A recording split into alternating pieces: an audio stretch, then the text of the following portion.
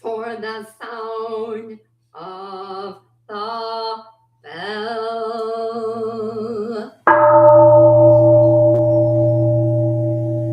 Mind calm, body at ease, breathing quiet, sentiment benevolent.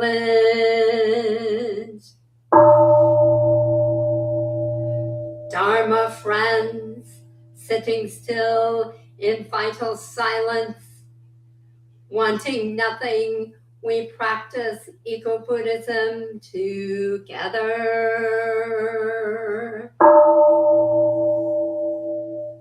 The sound of the temple bell booms for all to cease from conflict. May the way of Buddha usher in the dawn of non-violent global village forever.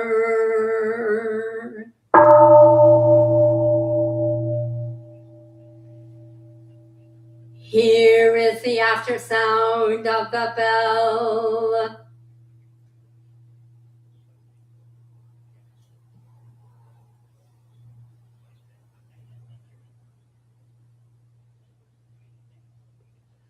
Thunder of silence, light after Dharma rain.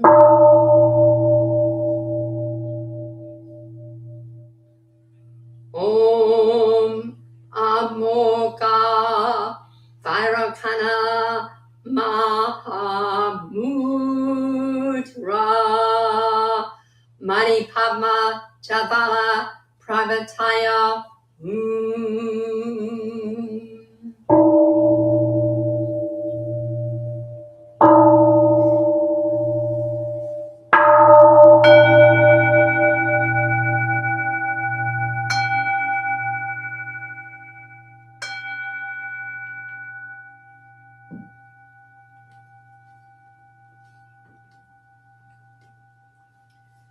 Please follow along with some simple stretching exercises.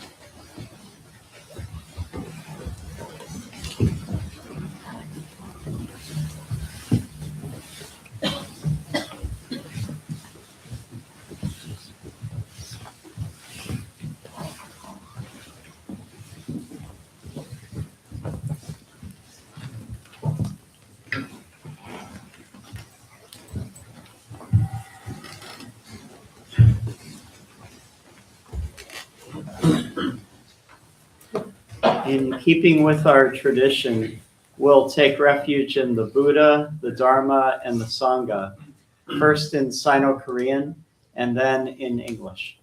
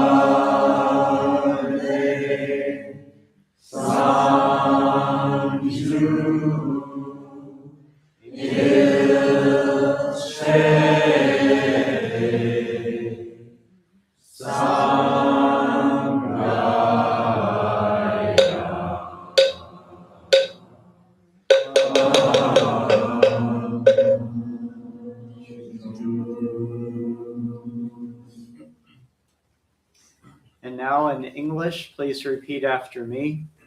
I go for refuge to the Buddha.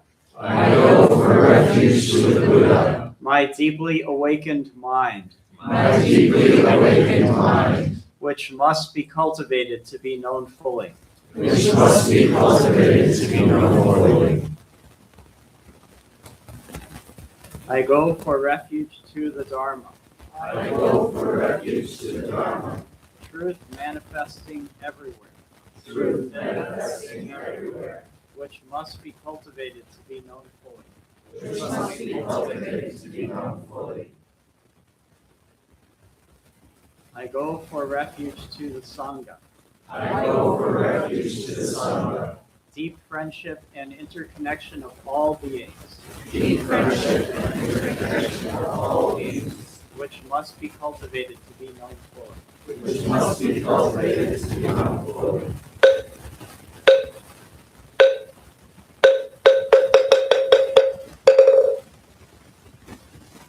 Please remain standing for our dedication of merit.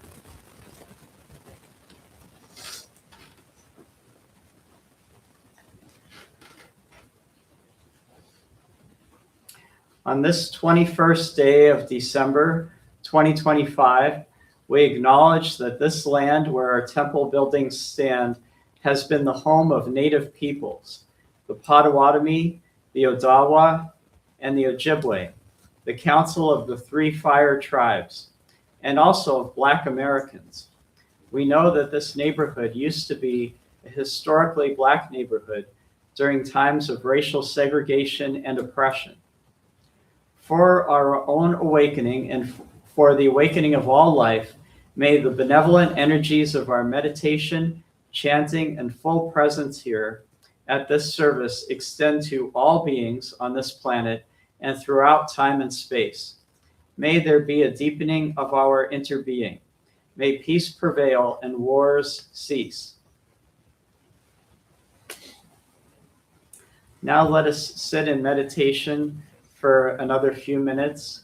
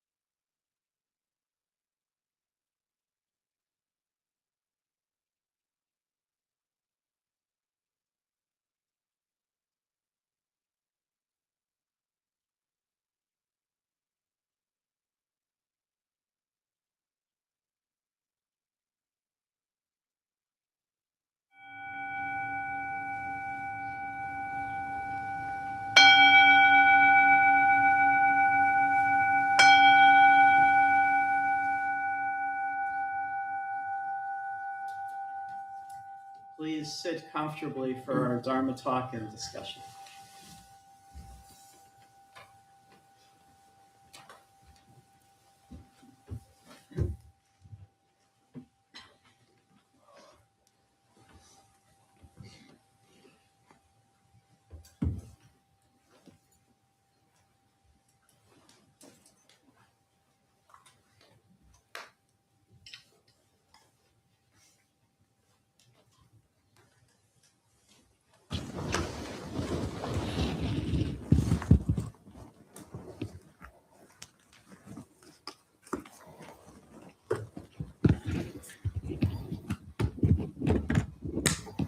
Good morning, Dharma brothers and sisters.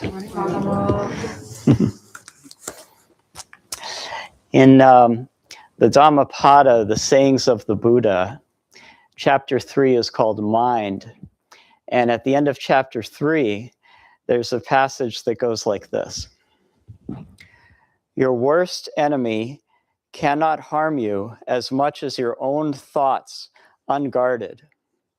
But once mastered, no one can help you as much, not even your own father or mother. So Buddhism really emphasizes our potential to work with our own minds. And once we recognize our patterns of mind, we can work more skillfully with our minds for the benefit of ourselves and others. And because our minds are thinking machines, one of the things that they like to do is compare. And in Buddhism, the scriptures talk about 4 beneficial qualities of mind. They're called the 4 Brahma Viharas, or the 4 divine abodes. And they are compassion, equanimity, loving kindness, and sympathetic joy. Sympathetic joy is one that we don't hear about as much.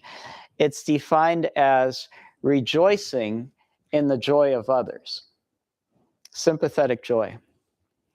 And the opposite of sympathetic joy would be jealousy. And jealousy at its root comes from self-centeredness. It comes from making a comparison of another person's situation to our situation. So naturally, when we notice that we're experiencing jealousy, we can start by examining that feeling carefully. Where does it come from? And then it can start to diminish it. It can start to diminish based on our examination of it. Now, Zen teaches us that even pleasurable experiences can be troublesome because we can get addicted to them. And there's a poem written by the 3rd ancestor of Zen in China around 600 AD. The name of the ancestor was Seng San, and the poem is called the Sin Sin Ming. And in the translation by Richard Clark, the poem begins like this. The great way is not difficult for those who have no preferences. Sometimes that's translated as, the great way is not difficult for those who do not pick and choose. The poem continues, when love and hate are both absent, everything becomes clear and undisguised. Make the smallest distinction, however, and heaven and earth are infinitely set apart. If you wish to see the truth, then hold no opinions for or against anything. To set up what you like against what you dislike is the disease of the mind. This poem seems to be saying that anytime that we have preferences, we're going to inevitably create suffering for ourselves and others.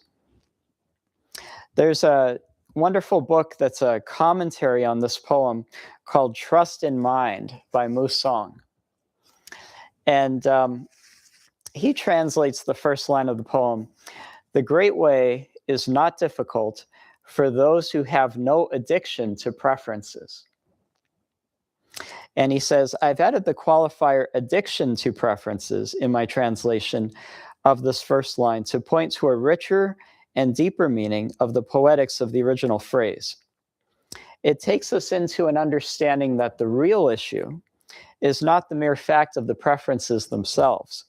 We make hundreds of preferential choices in our daily life, and they are neutral in and of themselves.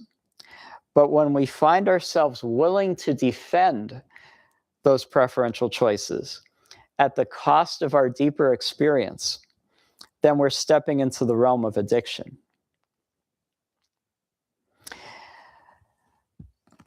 He says, and letting go is the letting go of our preferences, or more precisely, letting go of our unconscious addiction to our preferences. The letting go is letting things be without wishing them to mold themselves around our preferences. So perhaps one day, through enough practice, we'll be able to overcome the preferences and come to a point where we truly don't make comparisons. But in the meantime, is there a skillful way for us to work with comparisons? One of the most powerful practices we can undertake is gratitude. And you're perhaps aware of the research that shows that gratitude has many positive health effects, including greater emotional and social well-being, better sleep quality, lower risk of depression, and favorable markers of cardiovascular health. About 10 years ago, there was a former resident here named Justin Adams, and he wrote a journal and he self-published it. It's called the Mindful Life Journal. And of the different journals I've used over the years, I've liked this one the best. The prompts, there were 3 prompts in the morning and 3 prompts in the afternoon. The prompts in the morning were, this morning I am grateful for, and then it had 2 lines where you could write in your answer. Then it said, I will make today enjoyable and interesting by, and then I will help others by. And the prompts in the evening were, today I was energized when, my energy dropped when, and this evening I am grateful for. So it began and ended the day with gratitude. Effectively, through practicing gratitude, we're comparing our current situation to not having anything. And instead of thinking, oh, I worked so hard for this, I deserve this, we're appreciating what we have, and we're cultivating an abundance mentality instead of a scarcity mentality.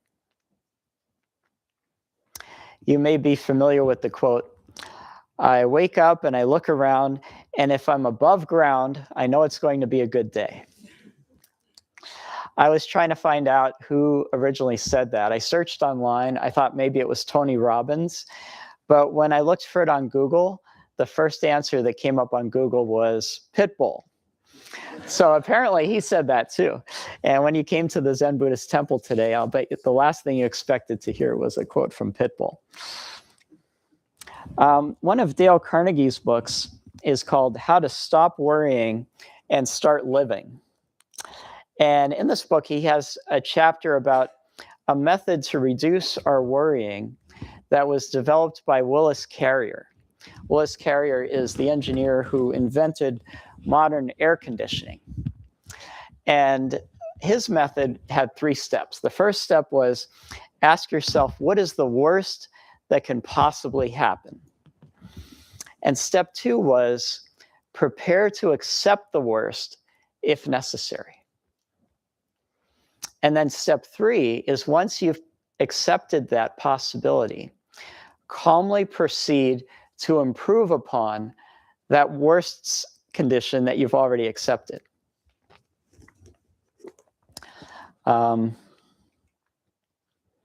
Here's what he says about that. He says, I probably would have never been able to do this if I had kept on worrying, because one of the worst features about worrying is that it destroys our ability to concentrate.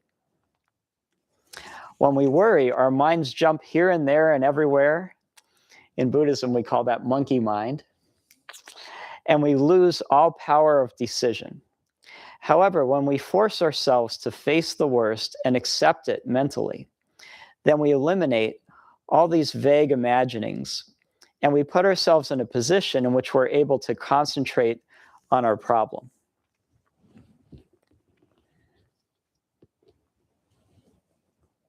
So I would call that using comparison in a skillful way.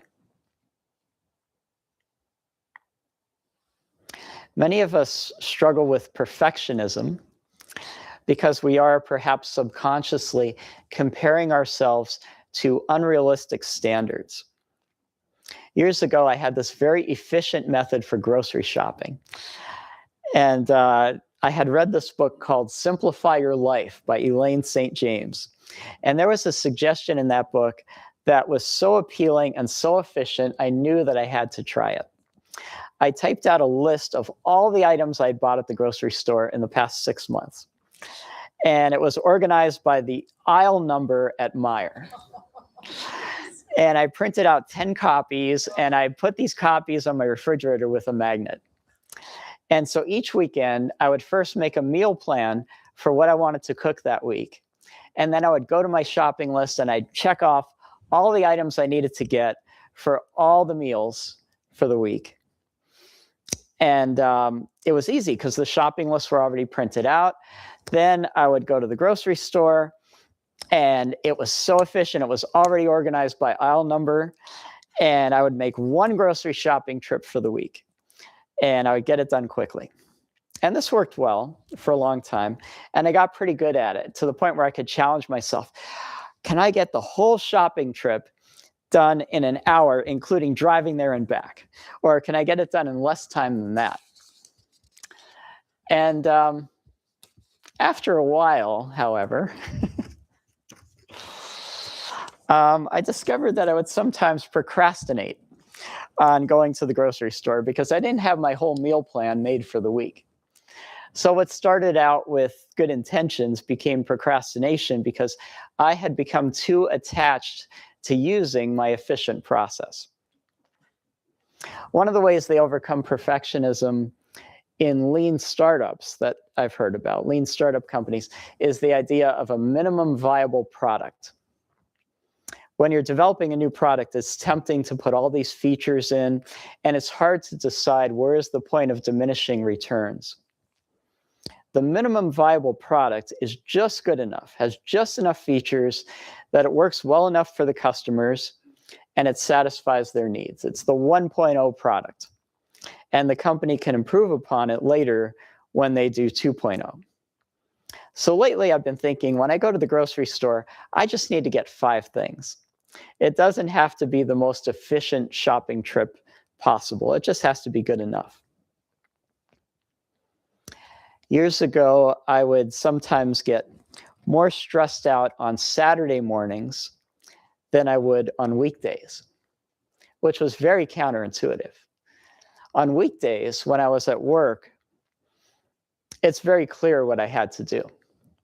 But on Saturdays, I would start the day by getting worried about not making any progress on all the things at home and in my personal life. Which of the many things that I think that I have to do today should I actually work on today?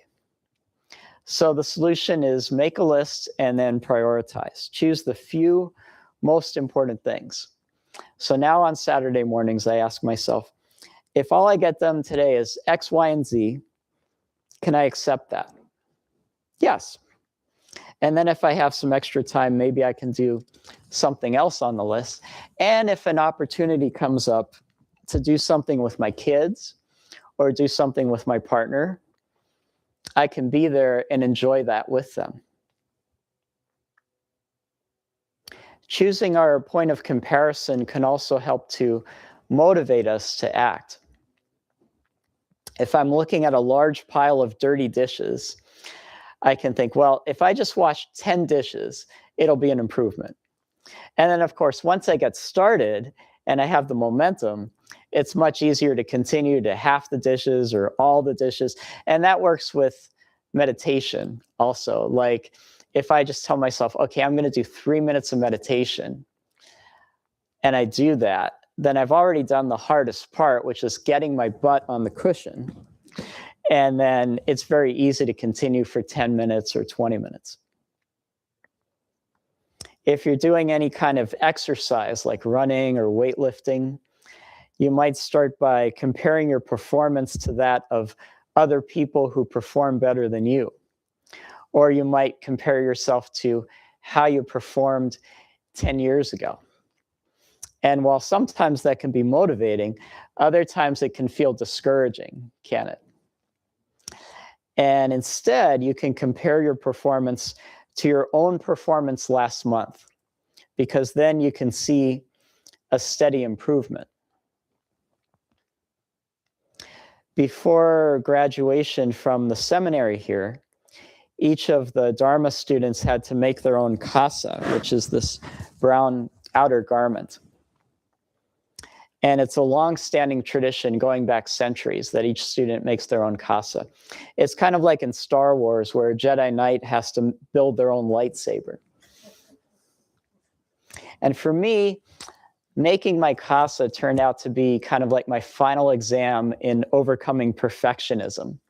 After studying for 2 years in the Dharma Guardian program, and then 3 more years in the seminary. I'm grateful to my fellow Dharma student Mosamsam for showing me the pattern and the procedure. And I'm grateful to my partner Gakbul because she showed me how to use a sewing machine, which I found fascinating. And the other teachers' kasas that I looked at all had very straight seams. The edges were well spaced. In the auto industry, we would say if it were body panels on a car, we would say the fit and finish are excellent. And for a while, I was procrastinating in making the kasa because I thought it was going to take too much time and I didn't feel that I could do it well enough. And then finally, I dropped my expectations and I just started to do it. I knew that I would make mistakes and also that I would learn something by doing it. And there's a tool that you can use to correct mistakes in sewing. It's called a seam ripper. And I remember when I was a kid seeing my grandmother, who was a very good seamstress. She used that tool. And I remember that my mother had one. I didn't know the name of it when I was a kid, but I learned through making the kasa that it's called a seam ripper. And you use it to tear apart the seam that you just made if you made a mistake so you can do it again. And now my kasa is not perfect. The seams are not straight. One of them is tucked in the wrong way. But I made it myself, and it's good enough. And instead of comparing it to the perfectly made ones that I saw as examples, in my mind, I was comparing it to what the monks 800 years ago must have stitched together from discarded rags. I wish my mom and my grandmother were still alive so I could show them this kasa and show them that I learned how to use a sewing machine. Now, today is the winter solstice. And if we say today is the shortest day of the year, we might think about it in a negative way, a negative kind of comparison. We can lament about the fact that of all 365 days of the year, today has the smallest amount of sunlight, and it's the beginning of winter, and winter is cold. And wait a minute, today's the beginning of winter? What have we had for the past month? Or we can appreciate the fact that it looks really beautiful outside. And there's a sense of peace and tranquility in the darkness outside. And we can say that starting now, the days will become longer and longer. And we'll get a little more sunlight each day. And there's some comfort in knowing the cycle of patterns, that we have that cycle of seasons.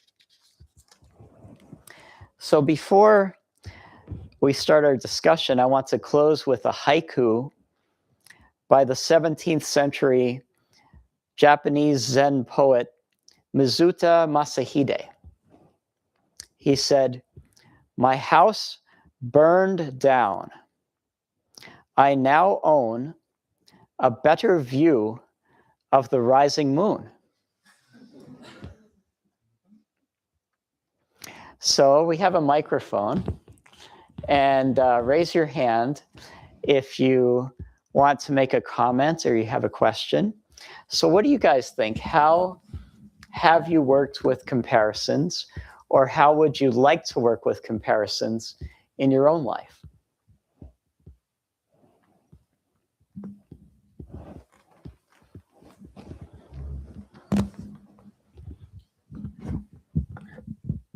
Very nice talk. I'm going to stand up for monkey minds. And as long as you don't let a monkey mind take over everything, it's a really great experience to look at all sorts of things without having any comparisons, and just things pop up. And you think afterwards, wow, okay, that's what I should be doing today. And personally, I would not mind making whatever it is and having a lot of errors in it. As long as it did its job for me, I'd be happy. But monkey minding can be a really productive thing sometimes. That's a good point, Irwan. Yeah, it can be kind of exciting to start listing or just having that experience, if we watch it. Yeah.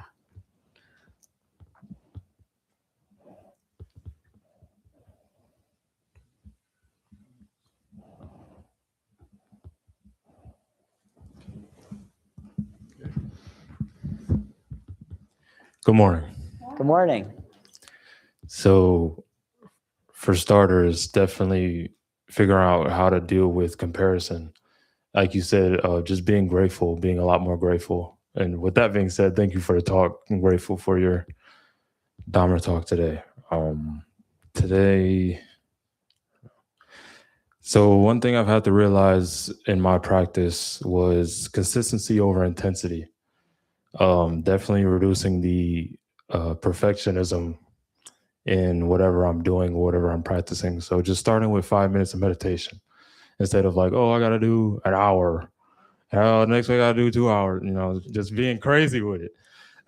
Just sitting down, just making sure I complete the first step. Like you said, the minimum viable product was a great comparison. So that definitely helped with me.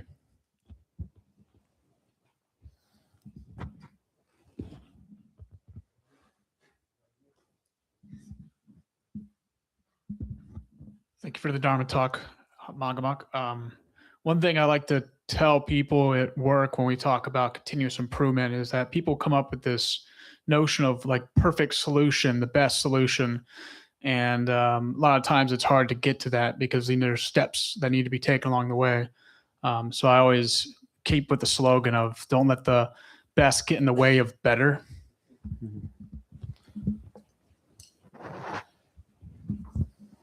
Or don't let the perfect be the enemy of the good. Yeah. Right now.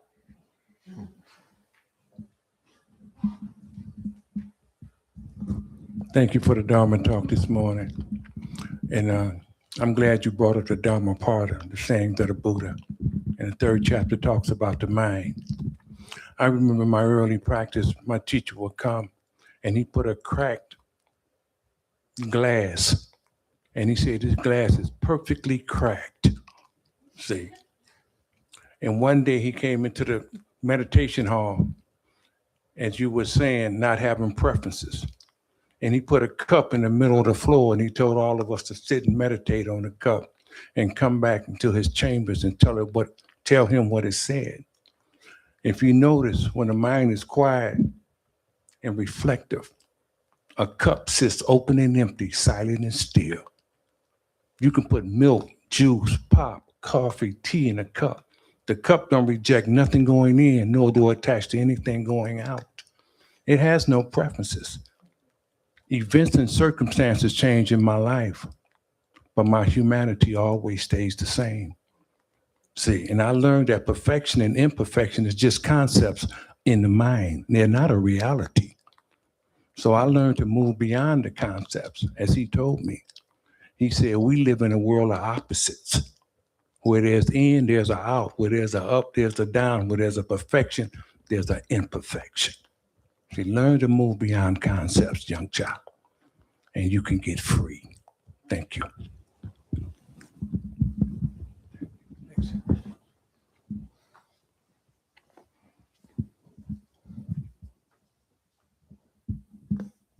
Thank you, Magamok. I'm very grateful for the MVP. It's a wonderful balance between, well, not balance. The usual understanding of MVP is most valuable player. And I really like replacing most valuable player with minimum viable product. Thank you. Because one is taught to be the most valuable player, and minimum viable is pretty damn good.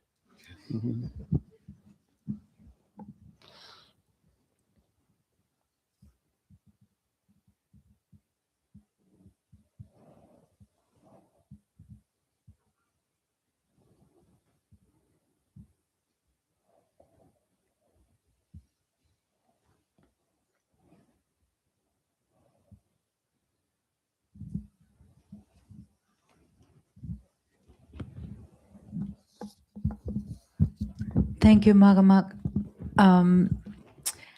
Yesterday, I was having a conversation about the relationship between perfectionism and shame.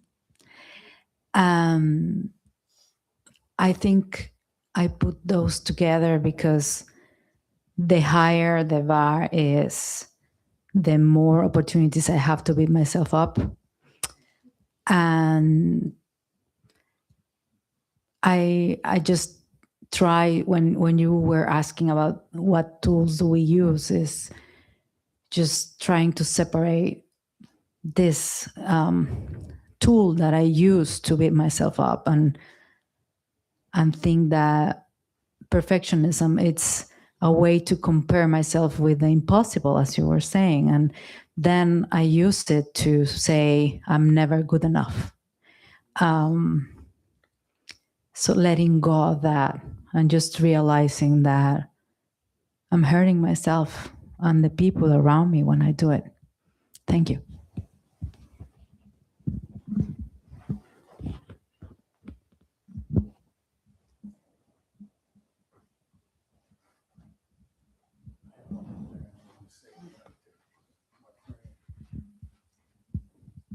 You know, you spoke about sympathetic joy for others.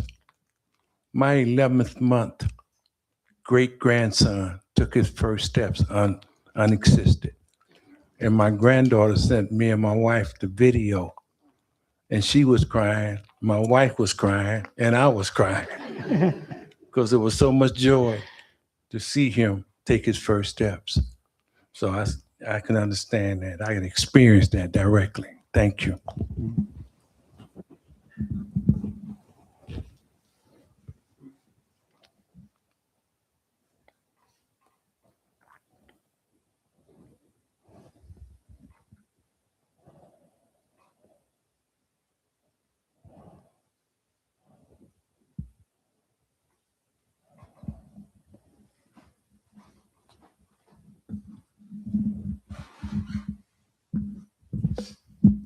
So I'm just thinking about when you make comparisons with yourself and you find a lot of attributes that you really don't like and you set the bar really high.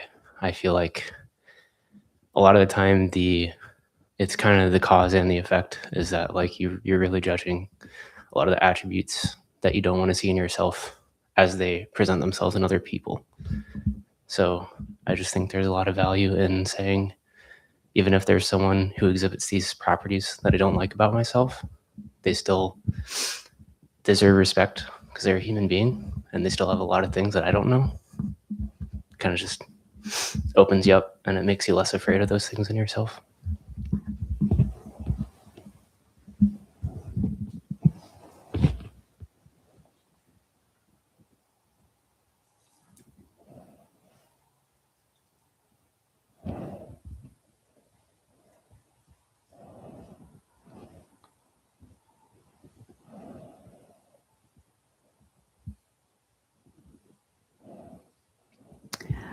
Well, do we have some announcements for today? Let's do That would be me. announcements. Yeah. Yeah. Um,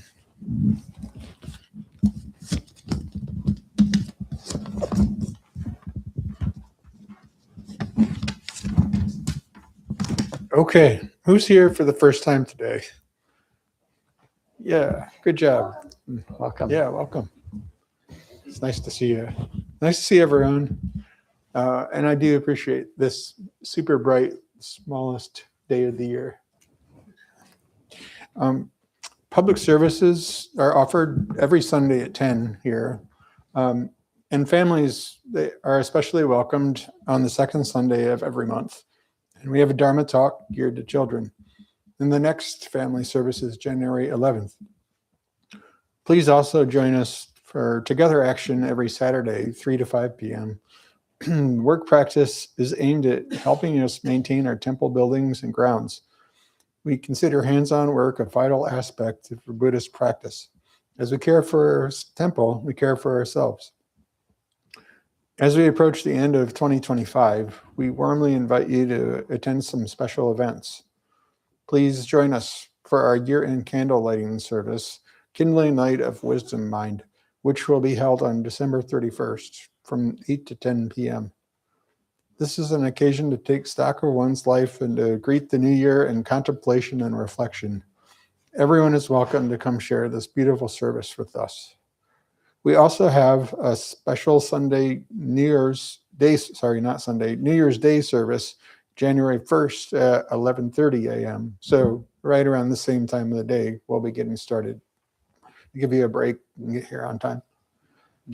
Then January 26th, special events continue at the Buddha's Enlightenment sitting on January 23rd, beginning at 8 p.m. Come and meditate to awaken your true nature, inspired by Shakyamuni Buddha, who sat underneath the Bodhi tree to come to freedom. This is an all-night sitting, which ends at 4 a.m. on January 24th. And there's usually something we call gruel. Do we still do gruel? We do gruel. Yeah. Yes. Don't miss the gruel.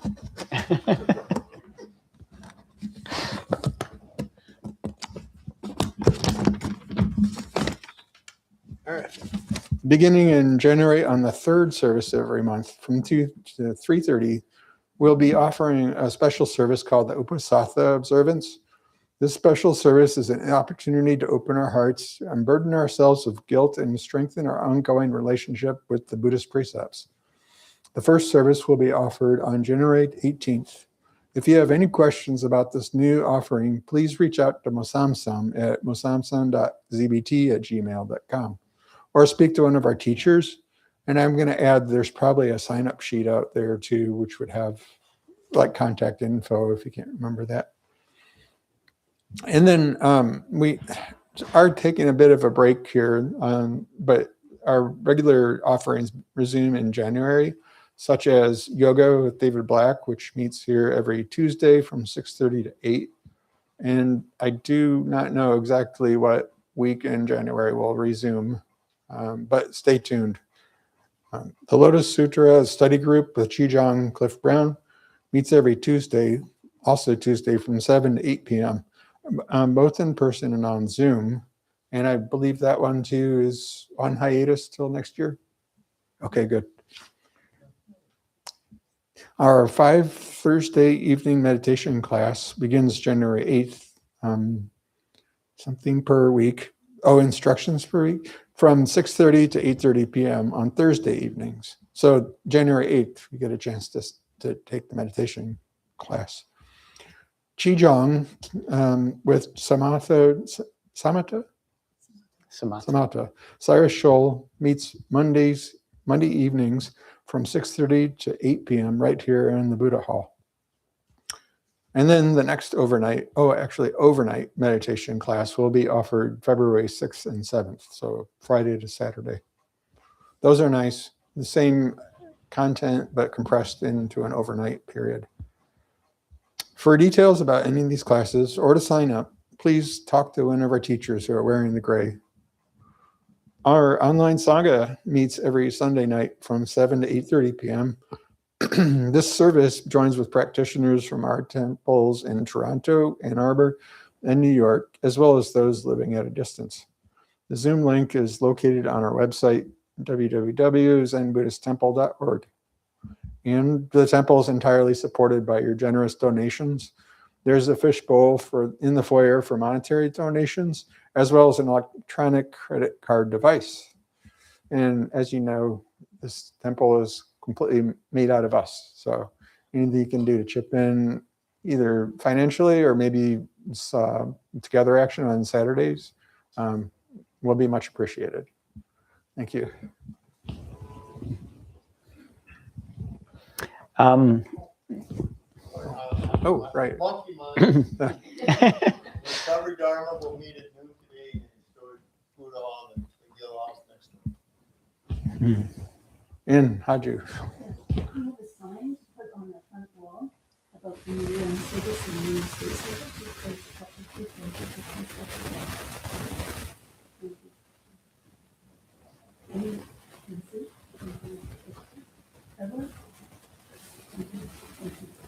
I think that will be good. I think there's at least 4 that had raised their hand over behind you. Okay. Oh. Okay. You can retire in this. Yeah.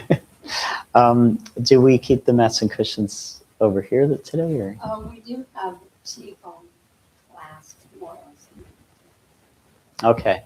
So for the mats and cushions, the ones that are touching the carpet in the center, you can keep them there. But the rows behind that should be stacked neatly. The ones on this side, please put the cushions on the shelf and the mats stacked neatly in the corner. And then the ones on this side can go up onto the platform. Thanks for your help in doing that. Let's close with the 4 great vows, and then we'll do a few prostrations to stop. All beings, one body.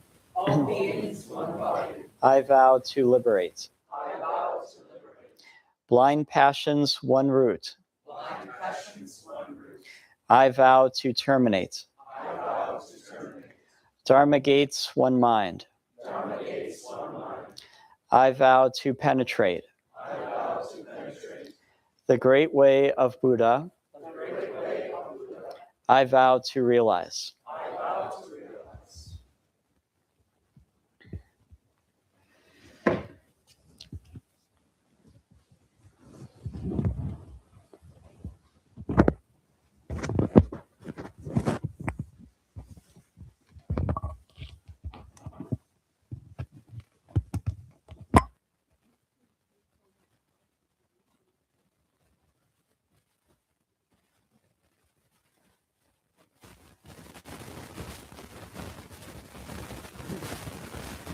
We'll get 3 vows because it's a lot of people.